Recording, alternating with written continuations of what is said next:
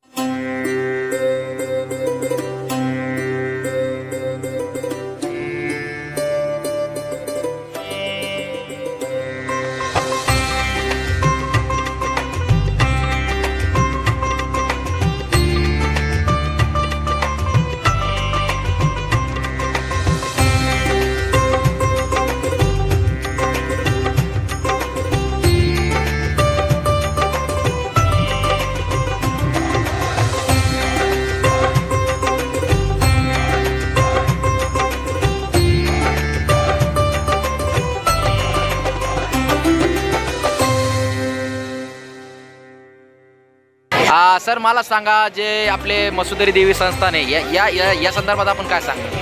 या देवीच्या मंदिराची स्थापना 70 वर्षापूर्वी झालेली होती। 1970ला याची स्थापना झालेली आहे। पुण्यश्लोक अहिल्यादेवी होळकर यांनी या मंदिराचा जीर्णोद्धार आणि निर्मिती केलेली आहे। त्रयस्वरूपिणी मत्स्योदरी मातेचं हे मंदिर आहे। या ठिकाणी महाकाली, महासरस्वती, महालक्ष्मी अशी तिन्ही रूपं या ठिकाणी या मंदिरामध्ये आपल्याला पाहायला येतात आणि भाविक भक्तांची खूप अजोड भक्ती या मंदिराला लाभलेली आहे। भाविक भक्तांसाठी त्यांची इच्छा मनोकामना पूर्ण करणारी देवी म्हणून मत्स्योदरी देवीचा महिमा आहे आणि फार आशेनं लोक या ठिकाणी येतात। त्यांना या महिम्याची महती मिळते आणि त्यांना उपरती होते आणि त्यांच्या कामामध्ये मा लक्ष्मी, मा सरस्वती, महाकाली ही त्यांना यश देतात। ही आत्तापर्यंत ख्याती आहे। आज 20 वर्षापूर्वी अंबड शहरातील काही तरुणांनी एकत्र येऊन या दीपोत्सव समितीची स्थापना केली आणि आपल्या देवीच्या प्रांगणामध्ये असलेल्या 70-69 पायऱ्यावर हजारो दिवे लावण्याकरता या सर्व तरुणांचे हात सरसावले। एक मंडळ स्थापन झालं, मत्स्योदरी दीपोत्सव मंडळ। या मंडळातर्फे या ठिकाणी या कार्यक्रमाला सुरुवात झाली।